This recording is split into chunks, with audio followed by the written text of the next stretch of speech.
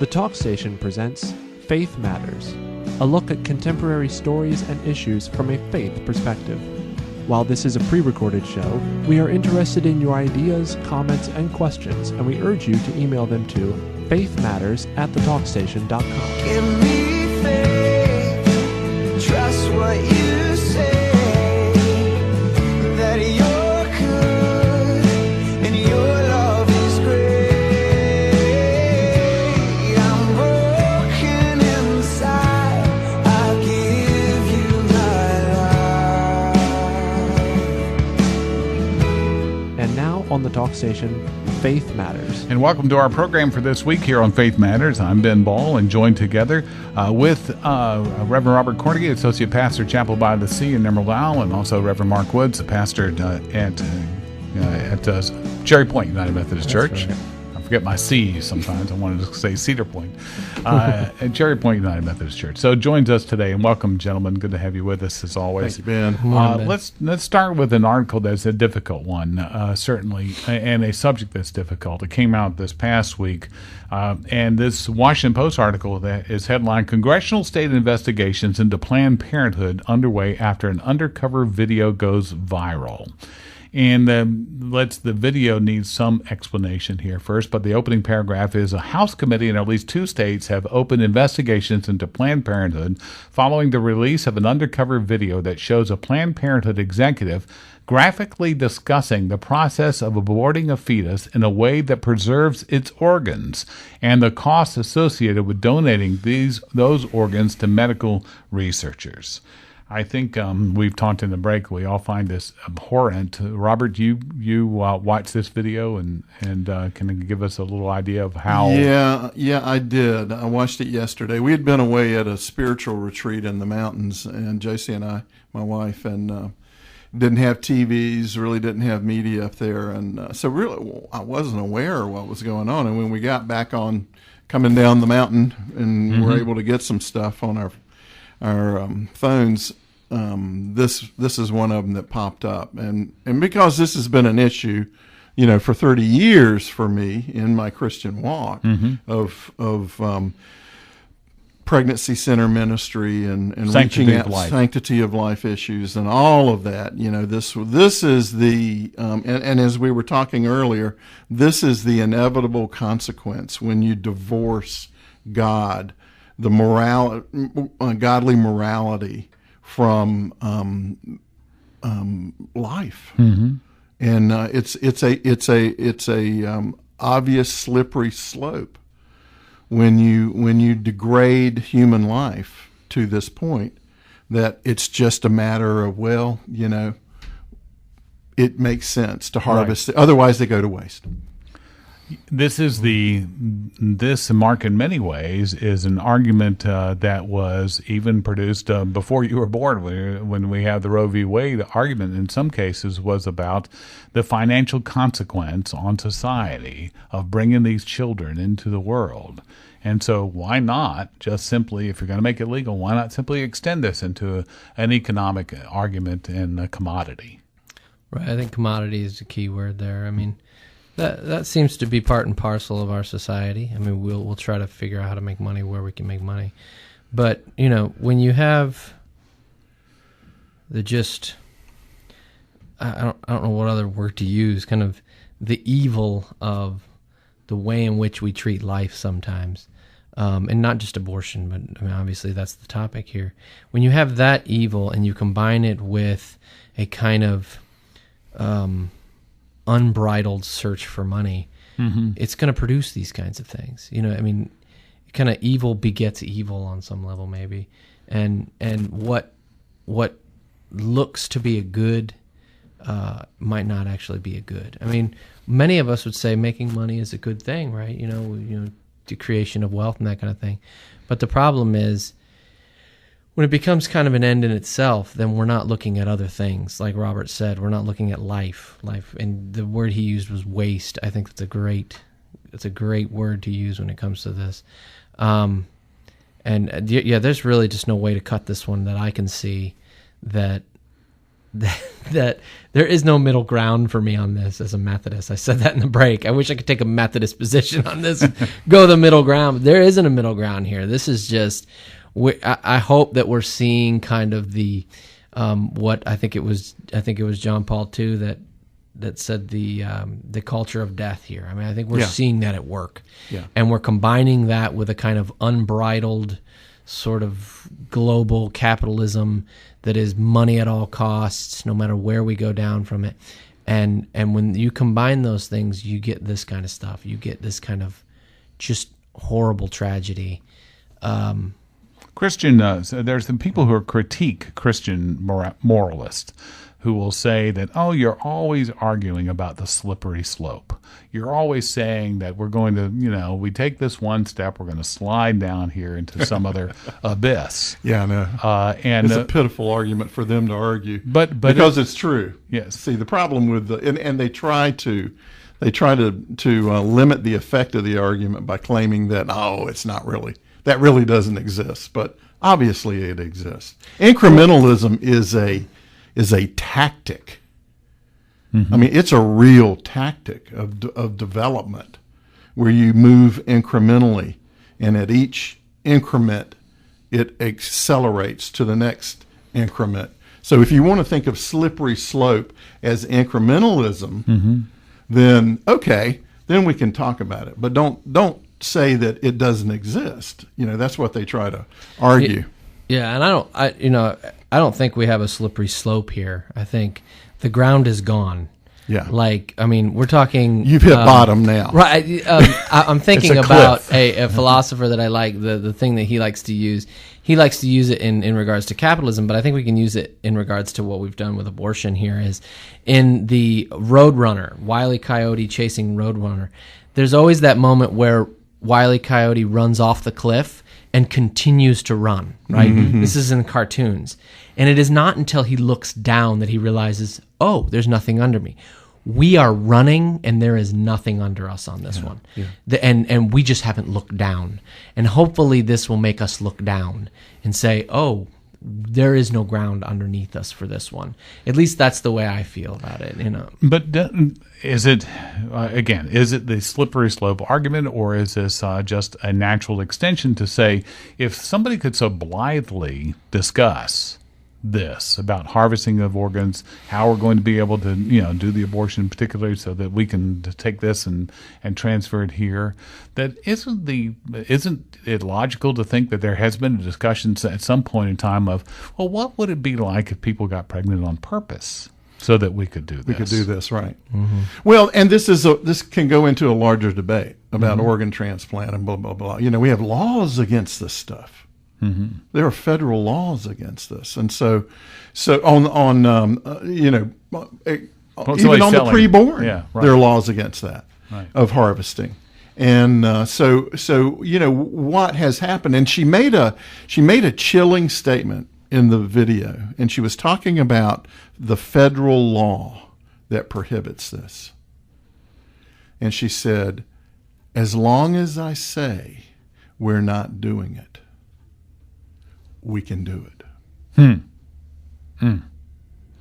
That is a chilling Now think statement. about that. Mm-hmm. Yeah. Mm-hmm. So this is not, I didn't know. This isn't, there's no plausible deniability here. None. She just lost completely the whole game right there. And so now what we're seeing is, now you have to remember the origins of Planned Parenthood as well. Right. Has not happened in a vacuum.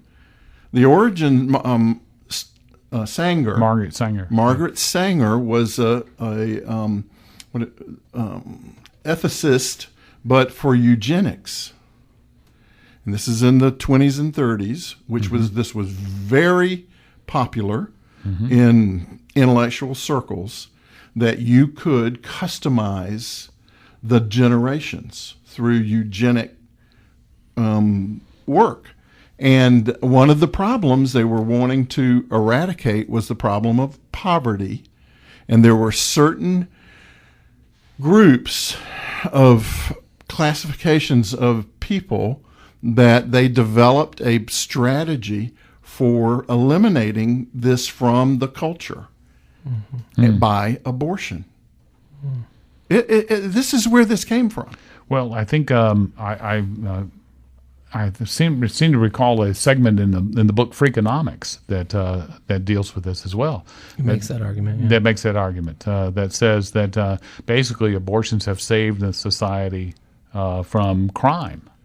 That makes the argument that says that since Roe v. Wade, crime rates went down 20 years later because those people weren't there. Yeah. So see, that's that eugenics thinking. So that's the way that they approach this thing, which is not, a biblical perspective on the value of humanity and on individuals and on the poor, particularly. And we're going to be discussing the Pope, I think, later on, and his response to the poor. And so, these are two different methodologies. One is to eliminate them.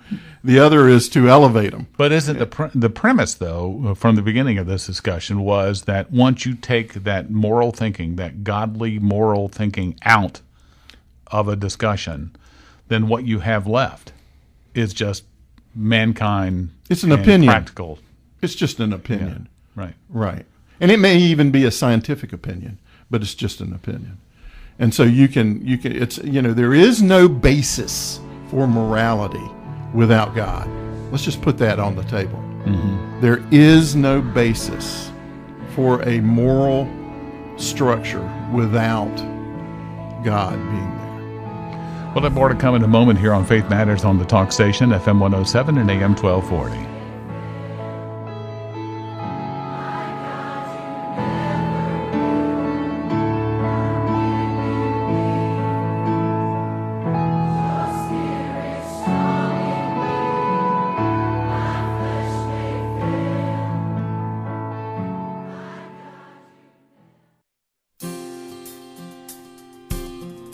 Welcome back here on the Faith Matters on the Talk Station, FM 107 and AM 1240. And many times I wish I was rolling the recorder during the breaks. And maybe we can recreate some here as we want to take a look now at the historic visit of Pope Francis to South America and to Latin America. And he was just recently in Bolivia. And CNN article on that begins with like this. It says, Pope Francis delivered yet another biting critique of contemporary capitalism on Saturday, saying the poor are often sacrificed on the altar of money and accusing the wealthy of worshiping a new golden calf. Certainly every culture needs economic growth. This is quoting Pope Francis now. Certainly every culture needs economic growth and the creation of wealth. As he told a group of civic leaders in Paraguay, the final stop of his week-long trip to 3 South American countries. But political and business leaders have a responsibility to ensure that profits reach the pockets of the poor as well as the rich, he said. And Mark, what do you think on this visit that he's had? We might as well do this, right? Let's just do it. I want to go on record here on the talk station right now that I think the Pope is right on in his attack of capitalism. I think in the years to come we will look back at, and here let me make this specific. We will look back at Christianity's acceptance and Christianity's weaving together itself with capitalism, and we will think, what in the world were we thinking? I really think that really probably the enemy that Christianity needs to be fighting is not atheism, it's not homosexuality or these other things, though these are related. I think the real enemy that American Christianity needs to fight is unbridled global capitalism. There, I just went on record saying that. So 100 years from now, if anybody cares about what I just said that, and I could be wrong, right? Yeah. That's always an option. So what I think that the Pope is doing here with his attacks on capitalism is precisely right. Now, what we usually think of is, okay, Mark, if you don't want capitalism, that makes you a communist. Right now, those are the two options that we like to talk to. Or socialism. Because we haven't forgotten McCarthy or these other things, and we haven't forgotten the 80s with our little tiff with the Soviet Union. I think, but what we're going to see, I think, in the years to come, at least I hope, that there is going to emerge a third kind of thing that is not socialism pure and simple, that is not capitalism pure and simple. And I don't even think it will be a hybrid. I think it will be something different. I mean, this you can look at this through history. Thomas Aquinas, who is my theologian, I love him. I think he's great. He touted monarchy as the best Christian type of government. Benevolent monarchies. That's right. Monarchy was the thing, okay? Mm-hmm. He wasn't thinking about American democracy. That would be completely anachronistic, right? And so I think we're going to see that. Right now, Christianity is saying, American Methodism, democracy, capitalism, yes, this is what we should wed ourselves to. I think Pope Francis is the beginning of saying, perhaps that's not the best thing for us Christians to do, is to wed ourselves to capitalism, right? And we're so ensconced in it. And so, but what I think we'll see in the future is a third option that we precisely right now cannot see, and we won't see unless we start thinking maybe capitalism isn't the best way for us to be as Christians in the world. Until we start to think that, we won't even look to develop a third option. Robert, it sounds like Mark is saying we're seeing through glass darkly. Yeah, well, we do. Look, I'm not going to be one who says that we found the perfect system. And there, capitalism or whatever you want to call it, mm-hmm. Free enterprise. There are lots of different terms for this. Has its benefits and it has its shortcomings, no doubt about it. Right.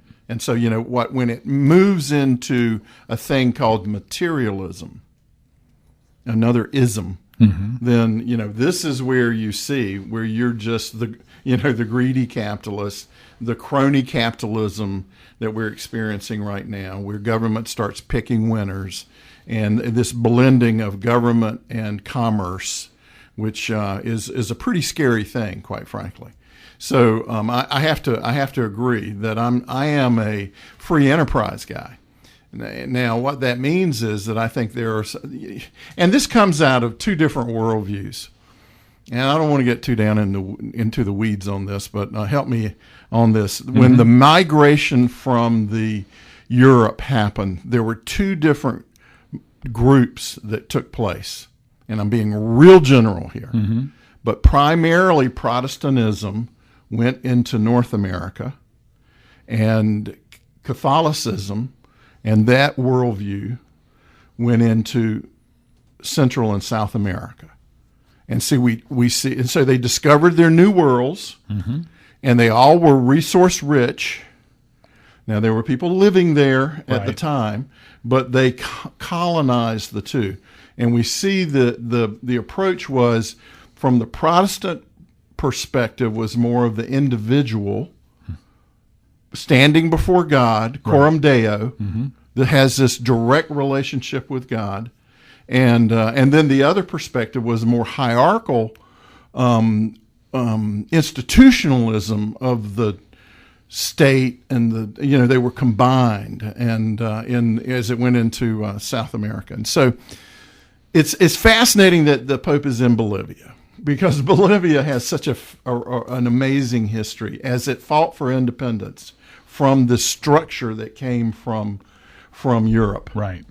And the Spanish, but remain Portuguese, Catholic right, and African as well, right, and so we see this battle going on, and there's always been this sort of duality, and the Pope grew up in that world, so obviously he's talking the language of the people in that worldview that has been a part of that environment there for hundreds of years, mm-hmm. and so he's gonna be a product of that, and it is a centralized thinking, whereas Protestantism tends to be less centralized. Now, of course, what we've come to experience today mm-hmm. are, over time, the systems have gotten confused and right. and we don't have a pure capitalistic free enterprise system anyway. We never have.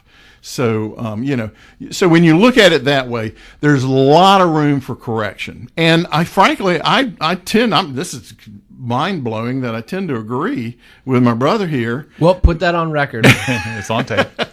that the church needs to be looking for a way to be able to free the individual from the structure of the state, but at the same time make sure there's a safety net, a strong way to protect the weaker things. All right, I think you both hit on excuse me two key words that I heard out of there that we might be able to structure this with is the word unbridled, which you mentioned about unbridled capitalism. I know where you're going to go. Well, disagree. not only that, but also materialism that you said.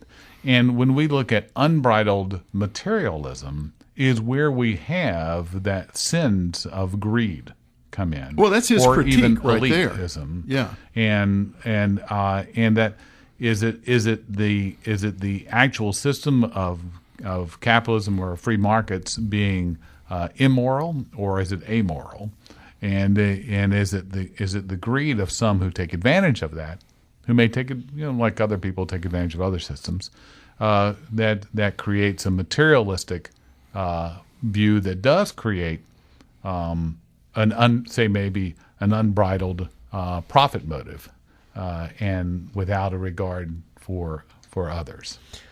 Singular, again, the individualistic singular agenda. Let me just say one thing. We can go back to the scripture on this because I think this is where it gets, maybe this will bring a little light, or it'll give Mark some points to speak to, as though he needed some. Right, like I need Coke to talk, right? But when we look at the scripture, what does the scripture say about mammon or about money? Mm-hmm. Is money the root of all evil?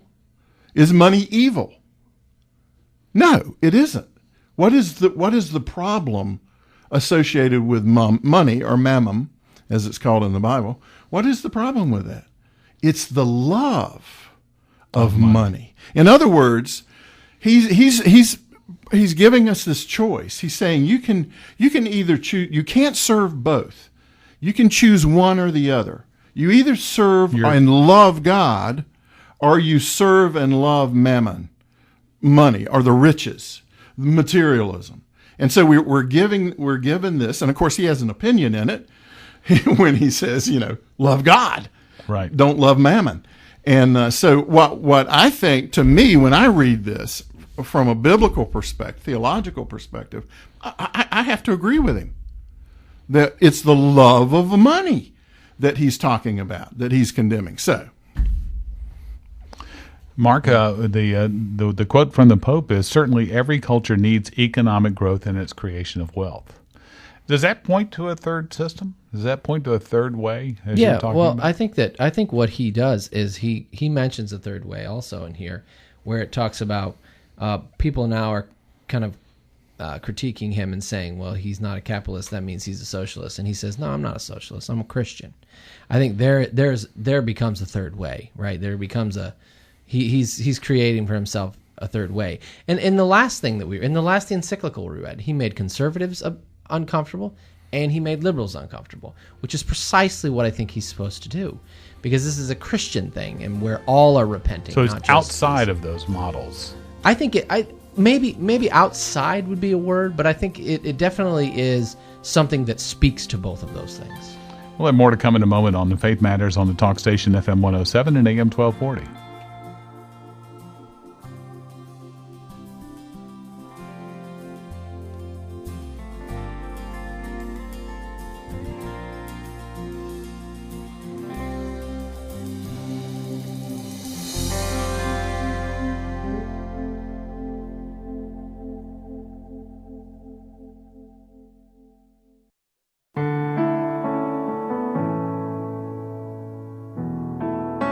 Welcome back to the program here on Faith Matters on the talk station FM 107 and AM 1240. And I'm Ben Ball, along with Reverend Robert Cornigan and Reverend Mark Woods.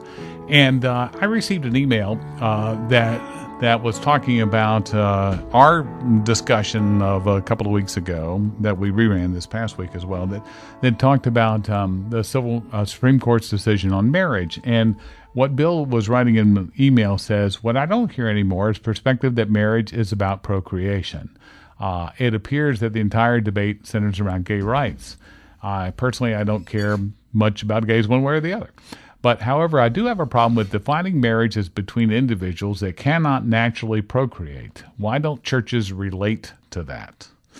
And this was an argument actually before the court, and that was part of one of the arguments that was made before the court. So, what do you say, Robert? Well, it's an argument that has always existed because of the state's interest in marriage. Mm-hmm. Does the state, and in our case, say North Carolina, does North Carolina, the state of North Carolina, government-wise, does the state of North Carolina have an interest in marriage? And what are those interests?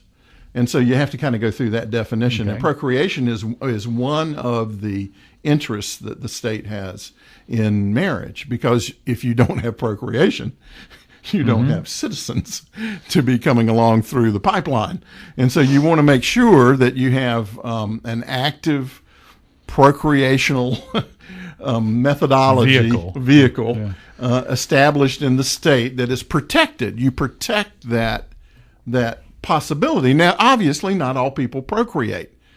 Or not all procreation is through marriage. Or is through marriage. That's exactly right. So, but what the old argument used to be that the traditional family was the best instrument or vehicle or methodology for producing healthy procreational products. No, Mark, little boys and girls. That's traditional Catholic argument. Right, yeah, I think there's a theological argument to be made here, too. I mean, one of the first commandments that we get in the Bible is go be fruitful and multiply. Exactly. What that means is basically go have some babies. I mean, that's what God's saying, you know. And we traditionally in the church, we've thought of the fact that we can have babies is God saying, yippee, let's keep going with this thing, right? The fact that God allows us to continually have babies. So is that tied in with the Catholic idea of this being a sacrament? I think that's exactly what this is. And I think the Catholic argument kind of says that is what primarily sex is for, is procreation. It is, and this is kind of a hardline Catholic position that would go to say any form of sex that is not procreative is problematic, right? Thus the problem with birth control. Thus the problem with birth control. Absolutely. You must be always open to babies. I say this in premarital counseling. I say, I don't care what you're doing when it comes to birth control or whatever you all think you're doing. If you are having sex and you are a man and a woman, you should always expect babies, right? And so I tell them that, and they're like, "Oh, well, we use birth control. That's fine, but always expect babies." Okay, primarily for a theological argument, that is what sex is for. I mean, I think that's kind of what our email person is. Yeah, but does that change the argument though about marriage and between older people? Well, no. Here's why: because even if, let's say, someone is medically, we know you cannot produce children. It is the fact that marriage is open to the children. That is. So even in older cases, I mean, and we have older cases, right, in the scripture. Sure. We have Abraham and all these people having children when they're very surprised. Old. Right, getting a surprise. And that's what I say. I don't care how old, where you're at. That is the procreative argument. That if you are having sex, expect babies, even if you are, you're on your second marriage because your spouse has died and their spouse has died. You should always be kind of expecting that, because that is what it is for. That's the Catholic argument. Yeah, and I think that's also when we look at the that procreative ability that men and women have. I mean, obviously, we are designed for that usage, and so when you do anything other than that, whether you're actually going against the design of creation. Yeah, but obviously that can happen outside of marriage. And I think, again, I'm making the arguments that were also made at the court. I mean, that obviously that can happen outside of marriage. It doesn't require a marriage for that. And the states have, and all states and government and all levels have continuously now begun to recognize, through the offering of benefits, et cetera, to those, to children who are born not in marriage. Well, I think, there is a lot of data that demonstrates, and unfortunately I don't have it at my fingertips, that demonstrates that, generally speaking, the best environment for raising children is being exposed, having exposure to a father and a mother. And that those two, now, of course, there are plenty of people that are fine that aren't raised in that circumstance. But that if the state has an interest, is what I'm arguing, that the state has an interest in creating within its jurisdiction an environment for the best citizens it can possibly produce. So it has a strong interest in this procreative thing. Now, what has happened? Marriage has become not for procreation. Marriage has become for the satisfaction of the man and the woman, right? Or woman and woman and man, right? It's not. It's no longer procreative. That's secondary. Anthony Kennedy, I think, pretty much said so. Exactly. It's all about feeling good and what you want. And what the Catholic position, as we were talking earlier, says, look, this is a bigger deal than what you want. They consider children a gift from God. When's the last time you heard that? And that God sets this up from the foundation of the earth. And so there's a process going on that's bigger than that. And you take God out of the picture, you're going to fall back to the... Similar to our first segment. Exactly. Discussion about Planned Parenthood. Exactly. As a commodity. But I think one of the reasons why some of these arguments are for same-sex marriage are making their way successfully through the courts and other courts as well is that the states have given up on that. Yeah. Given up on that idea of procreation as being something to protect within the bounds of marriage. They gave it up long ago. Well, overpopulation in some way. I think the state's interest now in marriage is basically about stuff. It's about how you're going to divide your assets when you divorce and when you die. Yeah, that's sad. And that could be the state's interest, but I think on some level the church has given up on procreation being that marriage that may also be primarily about procreation. I think we've given up on that idea as well, and I think that we've primarily done that because we've done a poor job on just talking about sexuality in general. And we've sort of given that. We've sort of given that up. So when we point fingers here, we always have to point back to ourselves. We have to point back to ourselves on this one as well. I think that we've kind of done a poor job in this respect too. I mean, and the one thing about the procreation argument when it comes to marriage that gives me kind of a pause for concern is not that I totally disagree, but I would suggest that marriage also is not just for procreation, but there is a level of grace that comes even in marriages that don't have children, and there's a community and an intimacy that happens between man and woman, or between those who are married, that does not happen anywhere else, right? I mean, I imagine you all would say something, you all being married, we were talking about that before, being married for a lot longer than I've been born, right? Than I've been alive, Robert. Right. And there's a relationship there that doesn't always revolve around children, but it revolves around you and your spouse. And that, I think, is a gift from God as well, that kind of intimacy. And so I don't want marriage to be all about procreation, me saying that with 5 children, right? But, it's not all about procreation. And really, you have to find out you have to define too what is natural, right? Because the email suggested that can naturally procreate. You have to. I think those are the arguments that are being turned down, and the arguments that I find most convincing that are not about procreation, right, are the arguments that begin to deal with the issue of nature. What is natural? What does that argument? That is where I think the Catholic argument can start. Not to fall apart, but we need as Protestants to pay more attention to on what that means to be natural. I mean, because there is specific arguments for that. So. Yeah, and you're seeing that actually happening within the Catholic Church. Those are being better articulated, and then coming into Christian philosophy in general.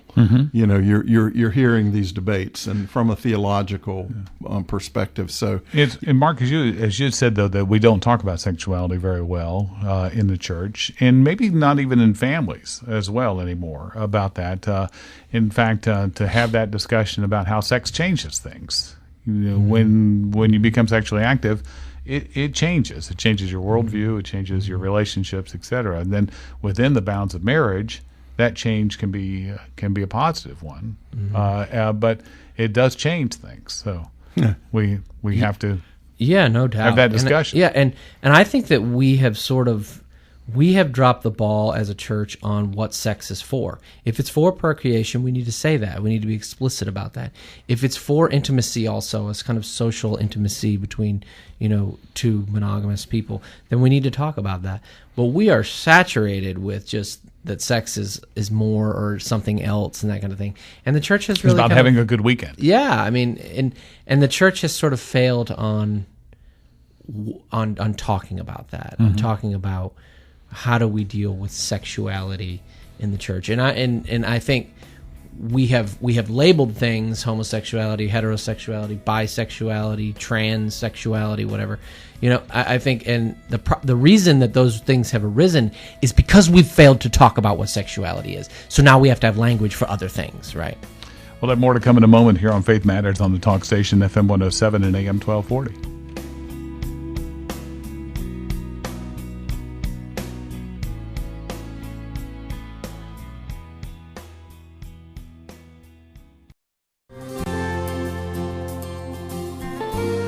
Welcome back to Faith Matters, our final segment together for this week here on Faith Matters on the Talk Station. And I'm Ben Ball with Reverend Robert Cornigan and Reverend Mark Woods. And I want to take a look at an article that came out a couple of weeks ago in the Washington Post. And it caused a stir in Israel. Of course, now the Iranian deal is what's the biggest stir in Israel right now. But this one was from a couple of weeks ago. An Israeli minister doubts the Jewishness of many American Jews. He was actually, by extension, doubting some within his own country as well. But a prominent member of the cabinet of Israeli Prime Minister Benjamin Netanyahu has reiterated his controversial opinions on Reform Jews, a denomination that comprises a sizable portion of the global Jewish population, including the United States. David Azulay, Israel's Minister for Religious Services and a member of the ultra-Orthodox Shas party, told an Israeli radio station on Tuesday, "I cannot allow myself to say," which is a very Jewish way of not quite saying it directly, "I cannot allow myself to say that a Reform Jew is actually Jewish. These are Jews that have lost their way, and we must ensure that every Jew returns to the fold of Judaism and accept everyone with love and joy," he said, according to the Jewish Telegraphic Agency. Netanyahu quickly issued a statement rejecting Azulay's remarks, saying they were hurtful and do not reflect the position of the government. His expression here, though, it does cause waves in Israel because the ultra-Orthodox command a great part of the Israeli government, of the Knesset, and of political sway in Israel.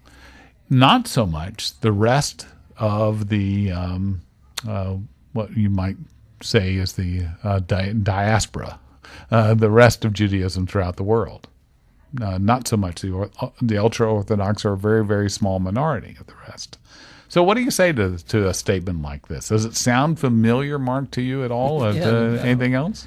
Yeah, no doubt. I think it's our tendency to define ourselves and then assume that what we define ourselves is correct. So, for instance, I'm a Methodist, and so I would say if I really thought that I was super Methodist, I would define Methodism not as something that I'm a part of, but I define Methodism as what I think Methodism is, right? So therefore, anybody that thinks differently than I would be, well, you're just not Methodist, right? Which has been said to me before in multiple occasions. Yes. Well, Mark, you're not Methodist, you're Catholic. Or Methodist enough. Or Methodist enough, right? Yeah, and I think that's kind of what we do. We tend to identify ourselves with something and think, well, then that makes me that. And if you don't think what I think, then you're not whatever it is. Kosher. You're not kosher, right? you're not there. And we all tend to do this in a lot of different circumstances. I mean, Christians do this to each other all the time. Oh, yeah, I mean, we do it within our own denominations and outside of our denominations. The old joke. The old joke that only Methodists tell about Baptists about you're in heaven and you're getting. I thought of the same one. You're getting, maybe Robert could tell it better, but you're getting a tour of heaven and you're like, well, see, this is the Catholic section of heaven and this is the Methodist section. Now when we go through this next hallway, be very, very quiet, and you get through it and you're not allowed to talk and you go, well, that's the Baptist section. They think they're the only ones here. Yeah. You know, I mean, you can insert any denomination Yeah, about right, that. exactly. Right? Trade You them could all around. You Yeah. could trade them all around, and they could all be the butt of the joke. But that's the point, I think, is, I mean, the point of the joke gets at the fact that sometimes what we define as Christian or what we define as Jewish is what we think is Jewish or is Christian. Therefore, anybody outside of that could not very well be Christian. You know, that they would have to be nominally Christian or something like that. I think that's some of what's going on here. You know, it's funny. We talk about, it's often quoted. In fact, I was just at a conference and it came up in the conference that we're to have unity in the essentials, liberty in the non-essentials, and charity in all things, right? But then the rub comes Yeah, right. on defining what is essential and what is non-essential. Right. And, you know, that line is not a bright line. That thing moves all over constantly. The place. Now, but here in Israel, and let's talk about the Middle East, but in Israel, this has significant ramifications. In a political Zionist country here, or in a theocracy, it would have great, actual tendencies to eliminate people. Now look at ISIS now. ISIS battles other Muslims as well as battles the non-Muslims because they believe the other Muslims are apostate. They believe they're not true Muslims. So we not only incorporate that language in a lighthearted way with each other and other denominations, etc., but it also has very serious consequences too when people want to define faith as a particularly narrow stance. That's an interesting parallel that you draw, Ben, between what was said here about not being Jewish enough and ISIS. That's a very ironic sort of. I think you're right. I think it's a very ironic sort of calling out of fundamentalism. It's you're calling out sort of that fundamentalism that we always think of as, oh, well, those are the bad ones. That's the bad guys. But perhaps sometimes that creeps into us as well. It creeps into what we think about things. And we may not be as violent in some cases, but it's still the same kind of ideology that we hold on to. So I find it really interesting that you connect those two. But it also has geopolitical consequences. Just this week, for example, there have been more American airstrikes in Afghanistan against an ISIS positions who were battling the Taliban. Yeah. Yeah. I should not laugh at that. I apologize. This has gone crazy. I know, but that makes a crazy world. Yeah. And we had the same thing in Yugoslavia between the Chechens and Serbians and Croatians. That's right. Is there a side here that we? Well, yeah, and the enemy of my enemy is my friend, and all of those kind of factors come into these equations. I think that's where I think it's Judges 6, where the commander of the army of the Lord walks up to Joshua, and Joshua says, "Are you on our side or on the enemy's side?" And the commander of the army of the Lord says very specifically in Hebrew, "Neither." Or really the word there is no. That's not the question. It's not side and side. And I think the fact that we want it so clear like that, the example you just gave about bombing ISIS, fighting the Taliban in Afghanistan, is a perfect example of how we want to answer those questions. Are you on our side? Are you on their side? And I think probably a more religious position or more Christian positions, I would suggest, is to say no, neither. And that's just something I don't think we're willing to do right now. It's difficult, and we also grow up in a society too that says white hats and black hats. That we want to have them very well defined. We like it that way. Yeah, and you look at the politics of Israel. And they have a very clear bifurcation. We talk about this all the time, this distinction between the two sides. And there's a conservative government and there's a liberal government. And, and they're constantly, because they have to form these coalitions right, to be able to govern. And so they're bringing in other parties that may not, and that's why here's a cabinet member making a statement like this. Right. And the government, the Netanyahu government, of which he is high-level person, says, oh, no. That's just divisive. We don't want to go there. Israel, in being a parliamentary system, though, also brings their members' theology into it. And absolutely. Different from British parliamentarianism. Right.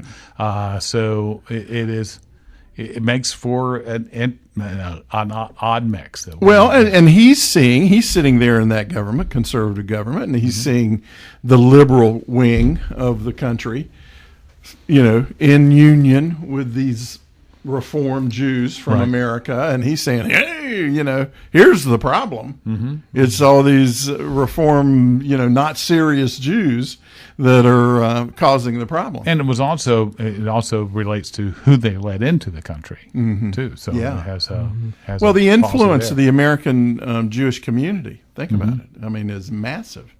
I mean, it's huge on the politics of Israel. And so you do have to take that into account. So now he didn't do it very artfully. Not just politics, but also the financial support. Yeah, exactly. Well, that's right. Yeah. And that comes largely from the Reform Jews. Yeah. So it is but again, we extend that into our other discussions as well. I mean, even the political discussions. You have the Rhino discussion. Republicans in name only versus other true Republicans or some sort. Right. So every kind of society does that, don't they? I mean, it's great fun. we break off. I always see a bumper sticker that always says, "I'm an American." Yeah. Right. I gotta get one of those. No, don't, please, Robert. The superfluous American is what I call them. But I mean, that's that same kind of thing. Well, I'm American, but there are some Americans who would say, "Mark, you are so far from American," because their idea of America is what they think America to be. And so if you don't line up with what they think, therefore you're not American, right? And so we define it by our own mind, and that can be a problem. Well, we're seeing it in many of these arguments now, particularly on the same-sex marriage issue, where if you don't, when we go back to that thing of tolerance, if you don't agree with them, you are a bigot. Right. And have no right to have an opinion in the discussion. And so, and of course, you could flip that around every other way as well, but that's part of the problem, is when those kind of things take over, what we call democratic free speech America changes. It's always worthy of discussion, and we'll have more of that next week here on Faith Matters. Again, Reverend Robert Cornegy, Reverend Mark Woods, I'm Ben Ball. Thank you for joining us today.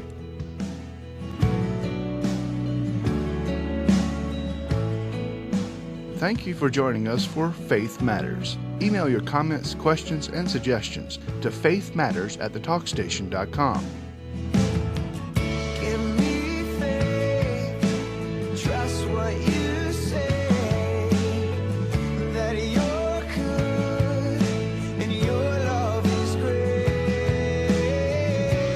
I'm broken inside, I give you my life.